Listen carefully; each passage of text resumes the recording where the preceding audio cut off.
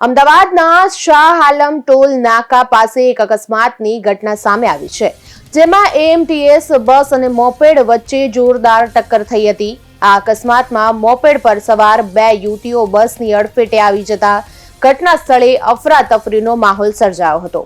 પ્રાથમિક વિગતો અનુસાર બંને યુવતીઓ મોપેડ પર રોંગ સાઈડમાં જઈ રહી હતી, ત્યારે વળાંક પાસે સામેથી આવતી એએમટીએસ બસે તેમને ટક્કર મારી હતી. આ સમગ્ર ઘટનાના સીસીટીવી ફૂટેજ પણ સામે આવ્યા છે, જેમાં સ્પષ્ટ જોઈ શકાય છે કે ટ્રાફિક નિયમોનો ભંગ કરીને રોંગ સાઈડમાં જવું યુવતીઓને ભારે પડ્યું હતું. બંનેમાંથી એક પણ યુવતીએ હેલ્મેટ પહેર્યું ન હતું. સદનસીબે આ અકસ્માતમાં કોઈ મોટી જાનહાનિ થઈ નથી.